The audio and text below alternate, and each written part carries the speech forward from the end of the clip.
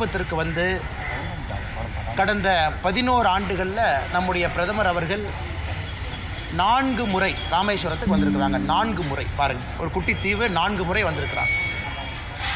அந்த அளவுக்கு இந்த மண்ணின் மீது இருக்கக்கூடிய மதிப்பும் மரியாதையும் அதற்கு முக்கிய காரணமாக இருக்குது. இன்றைக்கி 8300 கோடி ரூபாய் மதிப்பு இருக்கக்கூடிய பணிகளை, முடித்த பணிகளை தமிழக மக்களுக்கு அர்ப்பணிச்சிருக்கிறாங்க. சில பணிகளுக்கு தொடக்க விழா நடத்தியிருக்கிறாங்க. அதுவும் குறிப்பாக நமக்கு தெரியும், பிரதமர் அவர்கள் இந்த நவராத்திரி இந்த நாட்களில் விரதத்தில் இருக்கிறாங்க.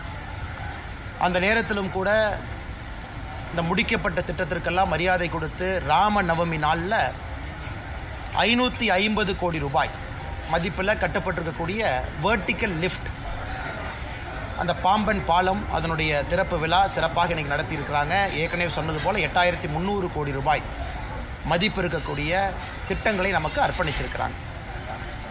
அதே நேரத்தில் ராமேஸ்வரத்தில் கட்டுக்கடங்காத மக்கள் வெள்ளத்தில் அந்த கூட்டம் நடந்து முடிந்திருக்கிறது. பிரதமர் அவர்கள் சற்று நேரத்திற்கு முன்பு மதுரை விமான நிலையத்திலிருந்து டெல்லிக்கு கிளம்பியிருக்கிறாங்க. முதலாக கடந்த 4 ஆண்டுகளில் நம்ம பார்க்கிறோம். எனக்கு தெரிஞ்சு ரொம்ப நாளைக்கு பிறகு நம்முடைய பாரத பிரதமர் அவர்கள் பங்கேற்கக்கூடிய ஒரு நிகழ்வில் தமிழகத்தினுடைய முதலமைச்சர் அவர்கள் பங்கேற்காதது எங்களுக்கு உள்ளபடியே பெரிய வருத்தம். அதற்கு முதலமைச்சர் அவர்கள் சொல்லியிருக்கக்கூடிய காரணம் கூட ஏற்புடையது கிடையாது. பிரதமர் அவங்க வர்றாங்கன்னு தெரியும். அதுவும் பிப்ரவரி மாதத்திலிருந்தே பாம்பன் பாலம் திறப்பு விழாவிற்காக நாட்கள் குறிக்கிறாங்கன்னு நமக்கு தெரியும். மாநில அரசோடு பேசுகிறாங்கன்னு தெரியும். நமக்காக 8300 கோடி ரூபாய் மதிப்பு இருக்கக்கூடிய திட்டங்களை கொடுப்பதற்காக பிரதமர் இலங்கையிலிருந்து நேராக டெல்லிக்கு போகாமல் தமிழ்நாட்டுக்கு வந்திருக்கிறார். அப்படி இருக்கும் பொழுது பிரதமரை வரவேற்க வேண்டியது மாநிலத்தினுடைய நம்முடைய பிரதிநிதியாக இருக்கக்கூடிய முதல்வர் அவருடைய தலையாய கடமை. ஆனால் முதல்வர் அவர்கள் இதில் அரசியல் செய்து, ஏன்னா வெயில் ராமேஸ்வரத்தில் அதிகமாக இருக்குன்னு ஊட்டிக்கு போயிட்டார். ராமேஸ்வரத்தில் வெயில் 40 டிகிரின்னு எனக்கு நல்ல வெயில். அதனால் முதலமைச்சருக்கு வெயில் தாங்காதார். அதனால் நேராக வண்டியை ஊட்டிக்கு வர்றா அப்படின்னு சொல்லிட்டு ஊட்டி குளிரில் போய் இதமாக பதமாக இருக்கலாம்னு அங்கே போயிட்டார். அதனால் இதை பாரதிய ஜனதா கட்சி நாங்கள் வன்மையாக கண்டிக்கின்றோம். ஏன்னா முதல்வர் தன்னுடைய கடமையை செய்ய இன்று தவறிவிட்டார். பிரதமருக்கு அவர் அந்த மரியாதையை கொடுத்துருக்கணும். நம்முடைய தமிழ்நாட்டிற்கு வந்த பிரதமர் தமிழக மக்களுக்காக இந்த பணிகளை செய்வதற்காக வந்திருக்கக்கூடிய பிரதமரை நம்முடைய முதல்வர் அவர்கள் அவமானப்படுத்தியிருக்கிறார். அதற்கு நம்முடைய முதல்வர் அவர்கள் மன்னிப்பு கேட்கணும், தமிழக மக்கள்கிட்ட மன்னிப்பு கேட்கணும். இது முதல். இரண்டாவது, ஊட்டியில் போய் உட்காந்துக்கிட்டு அங்கிருந்து அரசியல் பேசுகிறார். என்ன அரசியல்? இங்கே வந்திருக்கக்கூடிய பிரதமர் டீலிமிட்டேஷனை பற்றி பேசணும், தொகுதி மறுசீராய்வை பற்றி பிரதமர் பேசணும். பேசுனீங்கன்னா பிரதமருடைய வண்டியை நான் டேக் ஆஃப் ஆகவே விட மாட்டேன் அப்படிங்கிற மாதிரி பேசிகிட்டு இருக்கார். முதல்வர் அவர்கள் நன்றாக உணர்ந்து கொள்ள வேண்டும். அவர் நடத்தக்கூடிய தொகுதி மறுசீரமைப்பு நாடகம் என்பதை தமிழக மக்கள் பார்த்து இது நாடகம் என்பதை முழுமையாக உணர்ந்து விட்டார். தொகுதி மறுசீரமைப்பு எப்போ வருமோ, எப்போ சொல்ல போகிறாங்களோ அன்னைக்கு தெரியும். தொடர்ந்து பாரதிய ஜனதா கட்சி நாம் என்ன சொல்கிறோமோ அதே போல் ப்ரோரேட்டா பேசிஸில் இருக்கும். யாருக்கும் இன்னைக்கு இந்தியாவில் இருக்கக்கூடிய எந்த மாநிலத்திற்கும் ஏற்றம் இருக்காது, இறக்கம் இருக்காது. அதே ப்ரொபோர்ஷனேட் ரெப்ரசன்டேஷனில் இருப்பாங்க. அதனால் இதை ஒரு காரணமாக, இதை ஒரு சாக்காக வைத்து ஊட்டியில் போய் முதல்வர் அவர்கள் ஒளிந்திருக்க வேண்டிய அவசியம் இல்லை. அதை பத்திரிகை நண்பர்கள் நீங்கள் பார்க்கணும்.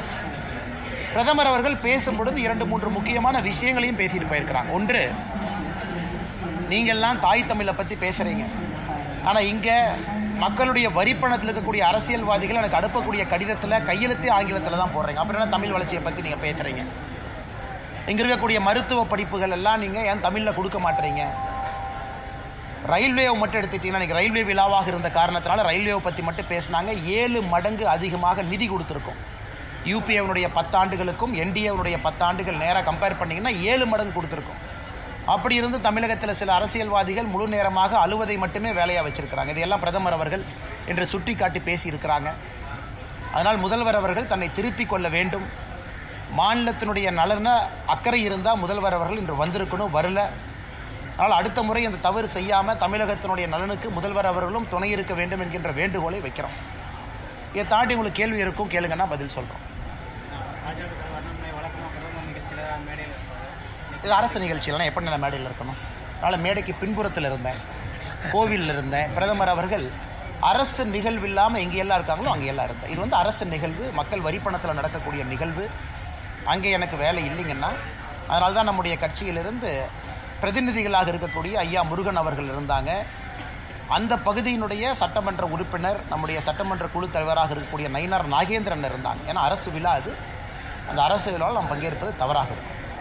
பாம்பன் பாலம் தொடங்கிய முதனாலே வந்து பழுதாயிருச்சுன்ற ஒரு தகவல் வந்து வெளியிறங்குறது சிக்கலாக இருக்கு.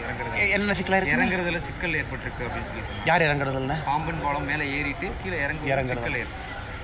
ஆனால் முழுக்க இந்த பாம்பன் பாலம் என்பது நம்முடைய மேக் இன் இந்தியா திட்டத்தில், தொழில்நுட்பத்தில் கொண்டு வரப்பட்ட இந்த vertical lift technology. IIT Chennai, பல ஐஐடிக்கள் வந்து இதை கொடுத்துருக்குறாங்க. ரயில்வே நிகம் பிரைவேட் லிமிடெட் அவங்க இதில் வந்து பல முக்கிய வேலைகளை செஞ்சுருக்கிறாங்க. இது வந்து ஏஷியாலேயே இந்த வெர்டிக்கல் லிஃப்ட் நேரடியாக பாலம் மேலே ஏறி இறங்குறது எங்கேயுமே இல்லை, நம்ம இடத்துல இருக்குது. அதனால் எனக்கு சரியாக தெரியல அது பத்திரிகை நண்பர்கள் அங்கேருந்து என்ன சொன்னாங்கன்னு. பிரதமர் அவர்கள் இன்னைக்கு திறந்து வச்சாங்க, முதல் ட்ரெயின் போச்சு. அதன் பிறகு கூட ட்ரெயின் போய்கிட்டு தான் இருந்தது.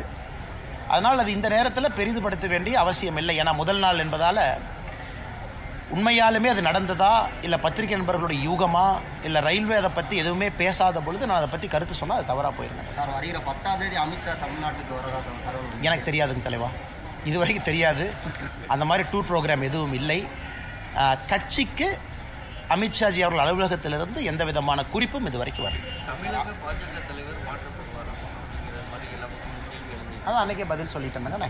2-3 பத்திரிகை சந்திப்பில் மிக தெளிவாக அதை பற்றி பேசியிருக்கிறாங்கண்ணா. வேறங்கண்ணா, அதிமுக தலைவர்கள் அடுத்தடுத்து பாஜக மூத்த தலைவர்களை சந்தித்து வராங்க. இது அரசியல் நகர்வுகள் எப்படி சார் பார்க்குறீங்க? அண்ணே, நான் யாரையும் சந்திக்கல, நான் யாரையும் பார்க்காதப்ப நான் பேசினா தப்பாக போயிருமில்லண்ணே. நான் உங்களை தான் பார்க்குறேன். இன்றைக்கி பிரதமரை தான் பார்த்தேன்னா, இன்றைக்கி ஃபுல்லாமே காலையிலேருந்து தொண்டர்களோடு தான் இருக்கிறோம். அதனால் நான் யாரையும் சந்திக்காத பொழுது, யாரும் என்னை சந்திக்காத பொழுது, இன்னொருத்தர் சந்திச்சாங்களா சந்திக்கலன்னு தெரியாதப்ப அதை பற்றி நான் கருத்து சொன்னால் அது தவறாக போயிருங்கண்ணா. அதனால் சந்தித்தவங்கன்னு சொல்கிறவங்ககிட்ட கேட்கணும், இவங்க தான் நைட்டு போய் பார்த்தாங்கன்னு சொல்கிறவங்ககிட்ட கேட்கணும். ரெண்டுலையுமே இல்லாத அண்ணாமலையை கேட்டால் நான் என்ன சொல்லுவாங்கண்ணா? நான் இந்த விஷயத்தில் அப்பாவின்னு தான் உங்கள்கிட்ட சொல்லுவாங்கண்ணா. எடப்பாடி கூட்டணி நினைக்கிறாரு, கூட்டணி நினைக்கிற எடப்பாடி பழனிசாமி வந்து நீட் தேர்வை மத்திய அரசு ரத்து செஞ்சாதான் கூட்டணி எப்படின்னு சொல்லி தைரியமாக சொல்லுவார் சொல்லி முதல்வர். ஏன்னா திமுகவை வச்சு பிதுக்கி காங்கிரஸ் தான் அலையன்ஸ் ஃபார்ம் பண்ணாங்க. எப்படி? இன்கம் டேக்ஸ் ரைடு பண்ணி ஃபர்ஸ்ட் ஃப்ளோரில், கிரவுண்ட் ஃப்ளோரில் காலை வச்சு மிதித்து சீட்டு வாங்கினாங்க. அந்த மாதிரியா நடக்குது? அந்த மாதிரியா நடக்குது? கிடையாது. அதே போல் இந்திரா காந்தி அம்மையாரை பற்றி கலைஞர் கருணாநிதி ஐயா பேசிய பேச்சுக்கெல்லாம் தொகுத்து பார்ப்போம். இந்திரா காந்தி அம்மையார் அவர்களை பற்றி எவ்வளோ மோசமாக பேசினாங்க. நேருவின் மகளே இந்திராவே வான்னு சொன்னாங்க. இன்னைக்கு இவர்கள் மற்ற கட்சிக்கு கூட்டணியை பற்றி பாடம் எடுப்பது வியப்பாக இருக்கிறது. எல்லோரும் மக்கள்கிட்ட கேட்கறது, நீட்டு ரகசியம் இருக்குன்னு ஆட்சிக்கு வந்தீங்களே, என்ன ரகசியம்? 4 வருஷம் கழிச்சு என்ன ரகசியம்? அந்த ரகசியம் கிடையாது.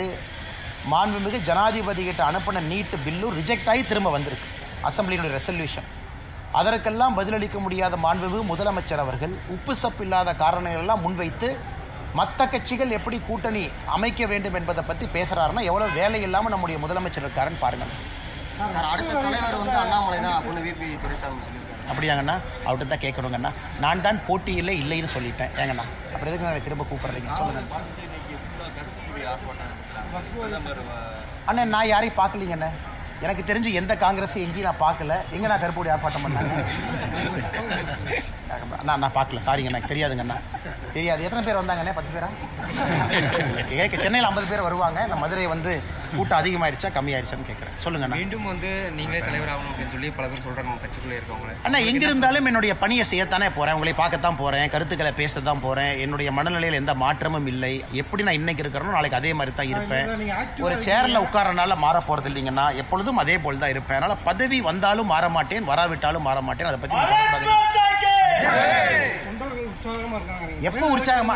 அண்ணே அண்ணே அண்ணே அண்ணா ஒரே நிமிஷம் அண்ணே. தொண்டர்களோடு அண்ணா ஒரு நிமிஷம் அண்ணா, ஒரு நிமிஷம் நான் பேசுறேன்.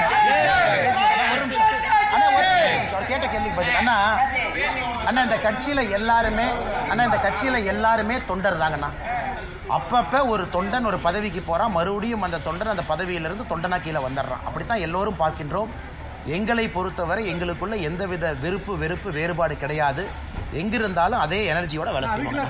ஆனா நீங்க எப்போ கூட இருப்பாங்க, நான் எங்கேயும் போயிட மாட்டாங்க, நீங்க கவலைப்படாதீங்க, நான் கூட தான் இருப்பேன். அண்ணே ஃபிளைட்டை விட்டுறேன். பாப்பா பேசுவாங்க. பயங்கரம்.